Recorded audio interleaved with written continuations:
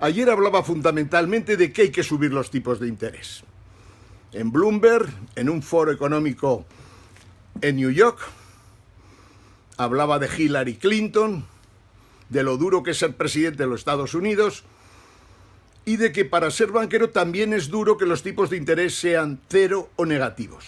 Aquí estaba tocando otro de los grandes fallos del neoliberalismo al intentar salvar los trastos.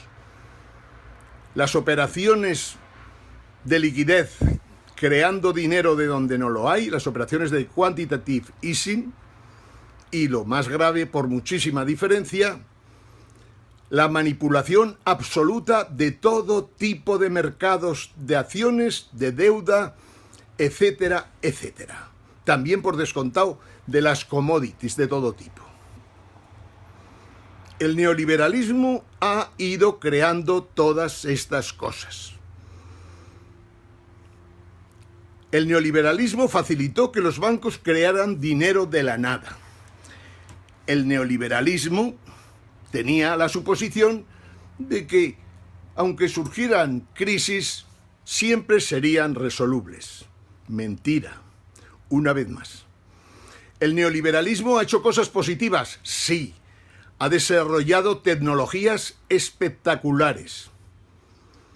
Ha desarrollado tratamiento de datos y procesamiento de datos como jamás hubiéramos soñado. El neoliberalismo, sin dudas de ninguna clase, ha desarrollado tecnologías impresionantes y espectaculares. Tan impresionantes y espectaculares que se ha creado a sí mismo problemas. El neoliberalismo tiene un grave hándicap. Así como las fases anteriores del capitalismo, a las medidas tomadas permitía obtener grandes beneficios, en la época de las tecnologías de la información y de la comunicación, el neoliberalismo no sabe recuperar esos beneficios. El neoliberalismo ha sido, pues, un desastre.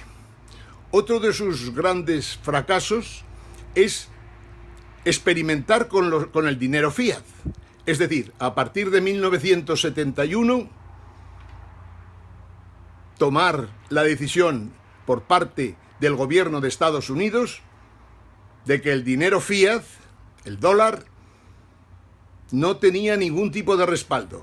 Cuando hablamos de dinero fiat, para los que no lo sepan, aunque lo decimos muchas veces, no olvidéis la Biblia y al Señor cuando dice, hágase la luz, fiat luce. Y posteriormente, o sea, hágase la luz, fiat luce. En 1971, Nixon, aconsejado bien o mal, seguramente mal, pero imprescindiblemente en aquellos momentos, dijo, fiat money, hágase el dinero. Y los bancos de inversión y los bancos centrales de todo el mundo se lo tomaron en serio, especialmente los de Estados Unidos y los del Reino Unido.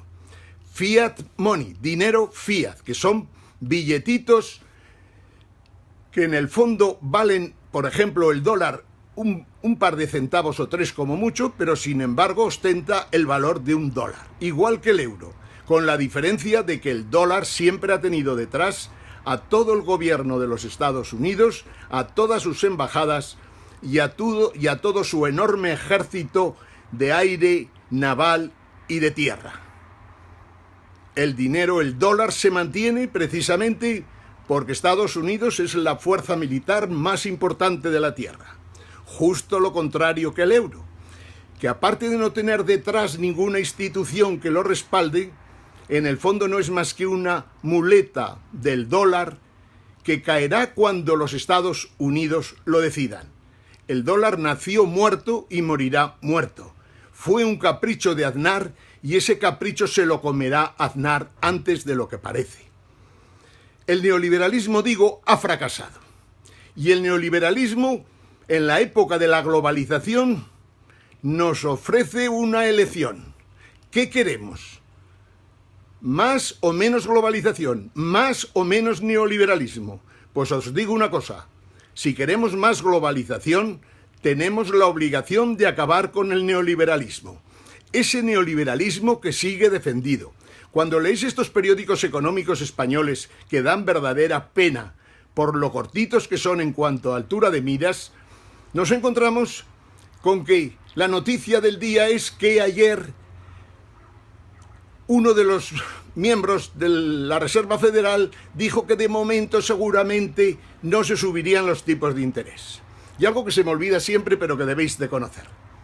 Los tipos de interés, si sirven para algo, es precisamente para que cuando se suben, se conoce exactamente cuál es el estado de los bancos, de los fondos de pensiones, de los fondos de capital y demás. Es como cuando echas agua en un recipiente o en una gran piscina o donde sea y empieza a salir el agua por los agujeros porque precisamente lo que logran la subida de los tipos de interés es que se sepa con claridad qué bancos están quebrados o no. Hoy he preparado una foto, a ver si la puedo conseguir, que os indica algo que tiene que ver con los derivados. Vamos a ver si podéis ver la imagen, porque es importante. Aquí se habla de los bancos sistémicos que hay en estos momentos en el mundo, digamos, de Occidente.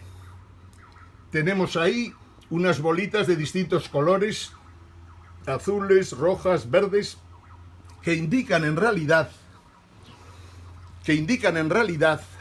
cuáles son los bancos sistémicos de Occidente e incluso Oriente.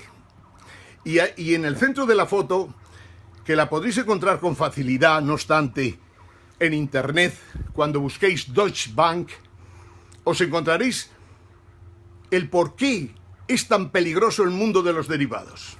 En el centro de la foto está el Deutsche Bank. Y con flechas hacia todos los lados, todos los bancos del mundo, bancos por descontado de Hong Kong, de China, Singapur, Australia, Estados Unidos, Francia, Alemania, Reino Unido, etcétera, etcétera. El problema del Deutsche Bank no es más que una décima del problema del mundo en cuanto a los derivados. Pero es un problema impresionante, tan impresionante que yo no apostaría un solo euro por la salvación de Alemania, por la salvación del Deutsche Bank y por la salvación del Banco Central Europeo. 55 billones de derivados son demasiados billones de derivados. De un total de aproximadamente 550 billones de derivados que hay en el mundo, según nos dicen los señores de la City londinense, el Banco de Pagos de Basilea y el Fondo Monetario Internacional. Cuando surgen problemas entre Estados Unidos y Alemania, como es el caso de esta época, el Fondo Monetario Internacional debería ser independiente, pero señala a Alemania. Y esa foto en realidad la sacamos del Fondo Monetario Internacional. La foto viene a decir que el Deutsche Bank, desgraciadamente, es el banco más sistémico, más peligroso de todo Occidente.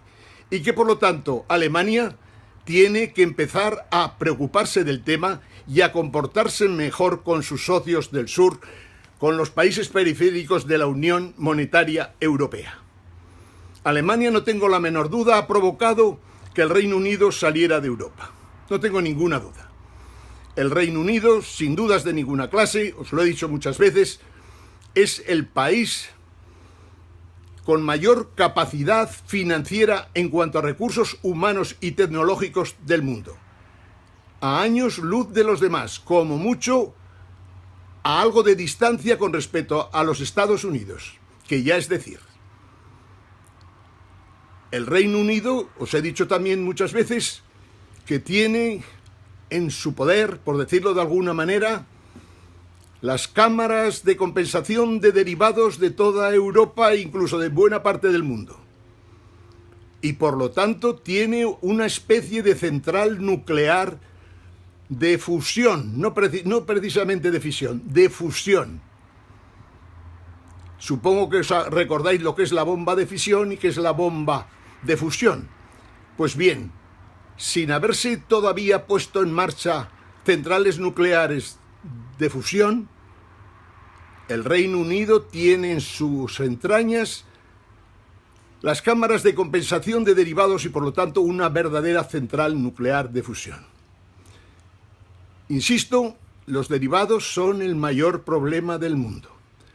Estados Unidos ha recortado algo sus cifras, pero sigue siendo el país que más derivados tiene del mundo en todos sus grandes bancos. La Reserva Federal está pendiente al minuto, porque no les queda más remedio que impedir que un solo derivado de estos pudiera ser impagado. Cuando un derivado de estos se deja de pagar, imaginemos 3.000 millones de dólares, sus efectos se multiplican como mínimo por 10 en muchísimas ocasiones. O sea, un agujero de 3.000 millones puede organizar un problema de 30.000, pero incluso podría ser muchísimo más todavía. Es por eso que el problema es tan serio. Soros y compañía han dicho que hay que acabar con los derivados, que hay que prohibirlos.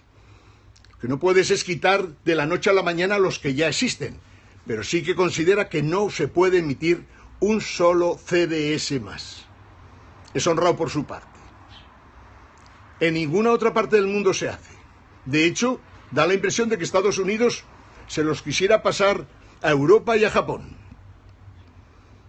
Y como en Europa y en Japón no gozamos precisamente de grandes inteligencias en el mundo financiero, y más una vez salido el Reino Unido, pues podemos tener serios problemas.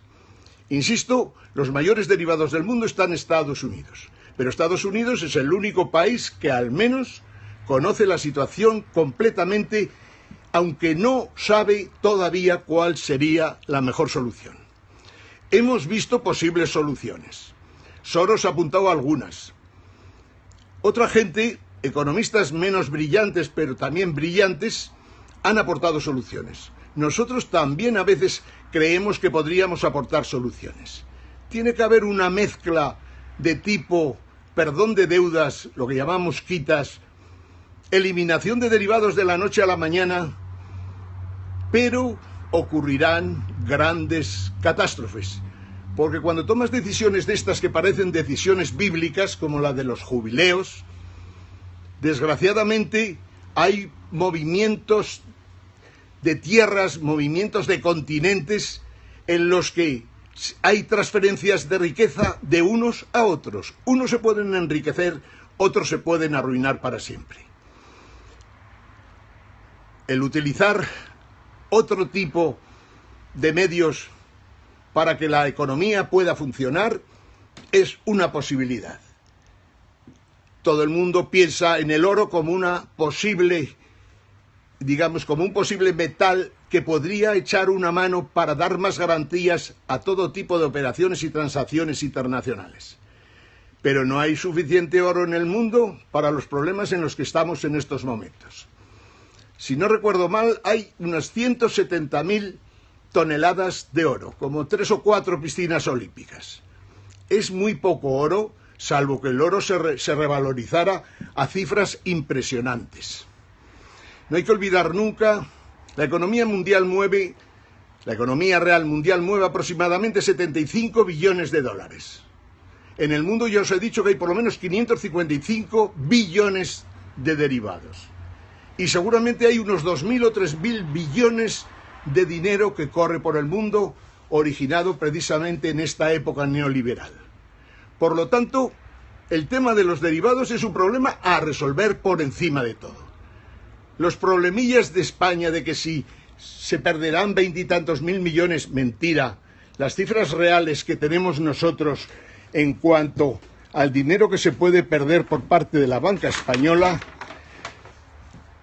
si analizamos FROB, si analizamos MEDE, si analizamos avales, EPA, Sareb, Fondo de Garantía de Depósitos, préstamos del Banco Central Europeo, etcétera, seguramente el riesgo que España tiene en estos momentos, el Estado español, es prácticamente de más de 450.000 millones de euros.